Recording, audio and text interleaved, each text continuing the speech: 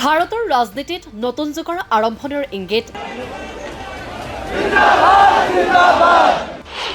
নতুন প্ৰজন্মই নিজেই ক'ব নিজৰ কথা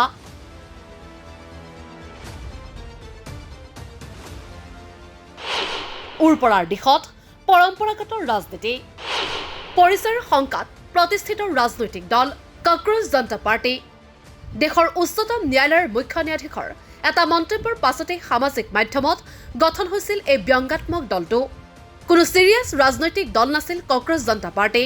ব্যংগ আৰু কৌতুকৰ মাধ্যমেৰে গঠন হোৱা সামাজিক মাধ্যমৰ এই পেৰডি দলটোকো চৰকাৰে গণ্য কৰিবলৈ আৰম্ভ কৰিলে দেশৰ শত্ৰু হিচাপে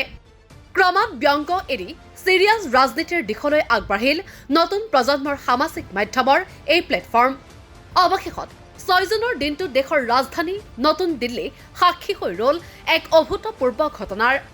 প্ৰচণ্ড ৰ'দ আৰু গ্ৰীষ্ম প্ৰবাহক নেওচি সামাজিক মাধ্যমৰ পৰা ৰাজপথলৈ ওলাই আহিল দেশৰ হাজাৰ হাজাৰ নতুন প্ৰজন্মৰ নাগৰিক তেওঁলোকৰ এটাই দাবী শিক্ষামন্ত্ৰী ধৰ্মেন্দ্ৰ প্ৰধানে পদত্যাগ কৰক প্ৰশ্নকাকত ফাদিল পৰীক্ষাৰ অনিয়মে অতিষ্ঠ কৰি তোলা জেনজি প্ৰতিনিধিৰ এই স্বতঃস্ফূৰ্ত সমাগমে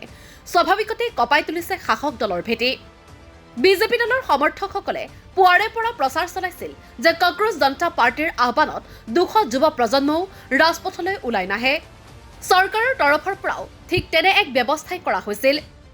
কিন্তু সময় যোৱাৰ লগে লগে পৰিস্থিতি সলনি হ'বলৈ আৰম্ভ কৰিলে সূৰ্য যিমানেই মূৰৰ ওপৰ পালে সিমানেই যন্তৰ মন্তৰত গোট খাবলৈ আৰম্ভ কৰিলে জেনজিৰ প্ৰতিনিধিসকল ৰ'দ যিমানেই প্ৰখৰ হৈ আহিল সিমানেই ধৰ্মেন্দ্ৰ প্ৰধানৰ পদত্যাগৰ দাবীও তীব্ৰতৰ হৈ পৰিল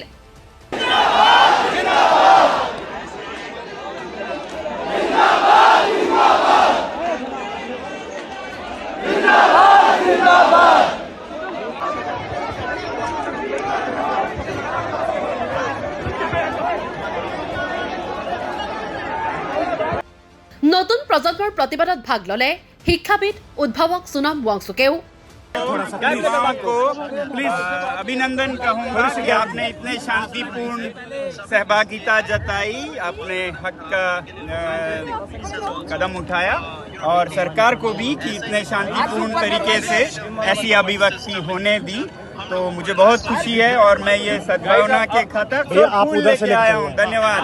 নতুন প্ৰজন্মৰ এই জাগৰণক লৈ বিজেপি যিমানে শংকিত সিমানে আতংকিত হৈ পৰিছে কংগ্ৰেছ দলো কাৰণ চৰকাৰৰ অকৰ্মণ্যতাত বিক্ষুব্ধ নতুন প্ৰজন্মই সহায় বিচাৰি কাষ চপানাই বিৰোধী ৰাজনৈতিক দলৰ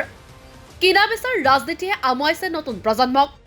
কোনো কাৰণতেই বিশ্বাসত ল'ব পৰা নাই প্ৰতিষ্ঠিত ৰাজনৈতিক দলসমূহক সেইবাবে বিজেপিৰ সমান্তৰালভাৱে জেনজিৰ এই আন্দোলনক লৈ সামাজিক মাধ্যমত অবিশ্বাস বিয়পোৱাত সমানেই নামি পৰিল কংগ্ৰেছ সমৰ্থকসকলো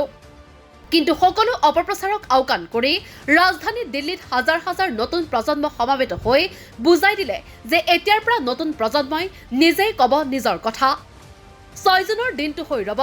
ভাৰতৰ ৰাজনীতিৰ যুগ পৰিৱৰ্তনৰ ইংগিত ইয়াকে লৈ শংকিত হৈ পৰিছে পৰম্পৰাগত ৰাজনৈতিক দলসমূহ নিউজ ডেস্ক ৰিপৰ্ট দি ক্ৰছ কাৰেণ্ট